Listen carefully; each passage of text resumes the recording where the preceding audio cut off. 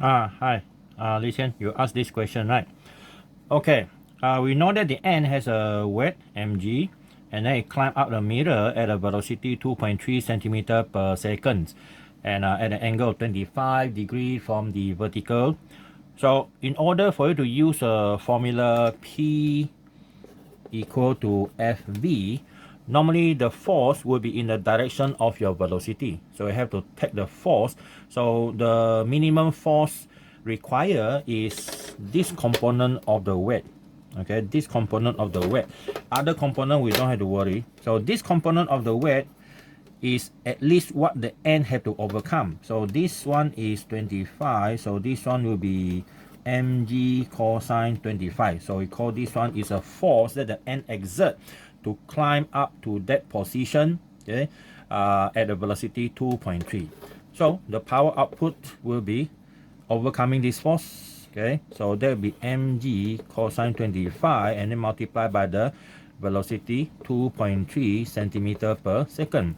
So the mass of the ant is 1.2 gram. So it's a 1.2 10 to the power negative 3 multiplied by 9.81 and cosine 25, and then multiply by this one is 2.3 10 to the power negative 2 meter per second.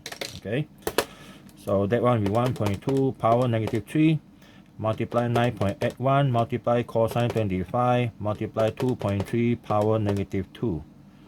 Okay, so we have 0.0. Something wrong already.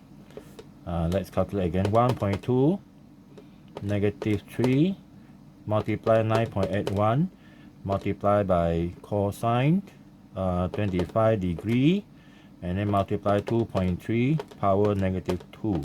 All right, so we have 2.5, okay, 2.45 10 to the power negative 4 watts.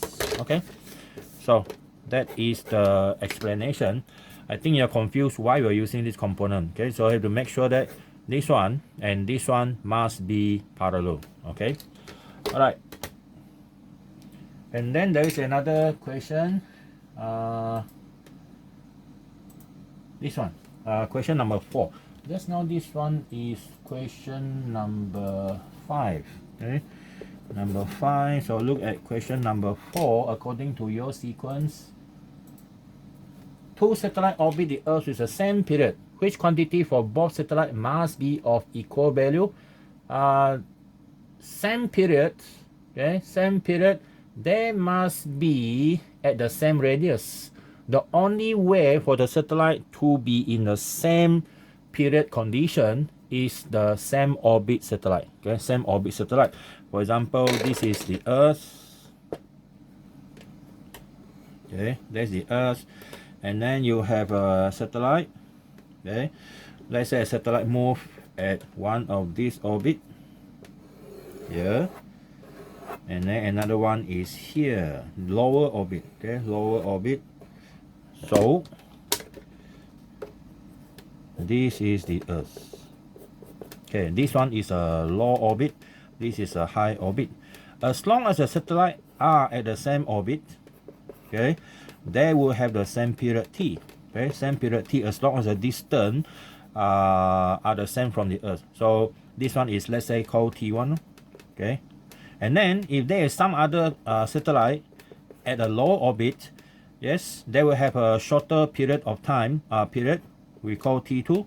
Okay, but both of them will have the same T2. Okay, but we know that the higher the orbit, the longer is a period. So T1 will definitely larger than T2 and so on. Okay, so now why kinetic energy are not the same? Okay, kinetic energy not the same is that the period T1 or T2, it doesn't concern the mass. This mass here can be M1, this one can be M2, this one can be M3.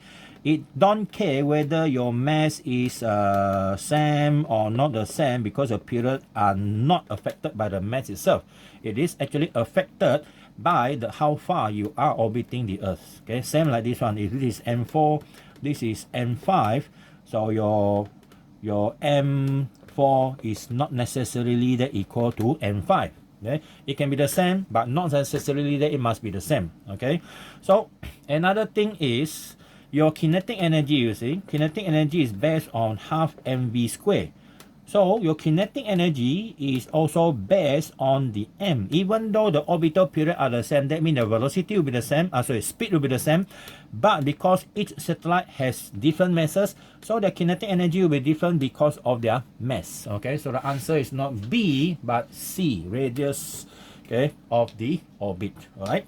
Okay, that is question number 4. Next one. Next one, you have question number 8. Okay, your question number 8 concerning the concerning that a uniform ladder. Let me read the question first. Yeah, a uniform ladder of weight W rests on a rough floor and leans against a rough wall.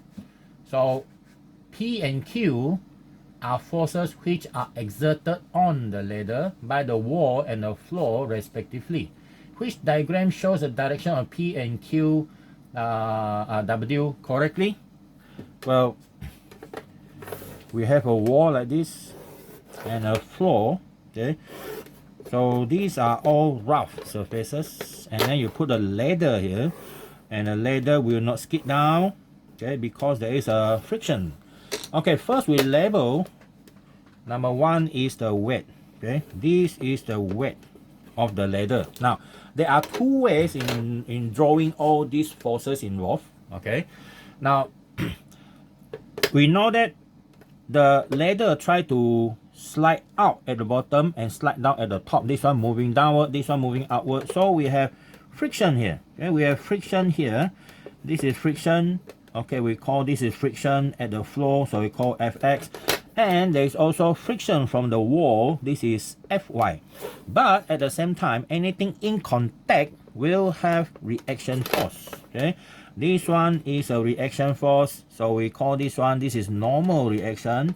But this one is in vertical, so we call Ny. This is Nx. Well, this is one way you actually draw the forces. These are more detailed forces. You see, you can draw this, but as we know, if we combine these 2 forces, okay, if we combine these 2 forces, we are going to get another type of drawing. Okay, another type of drawing.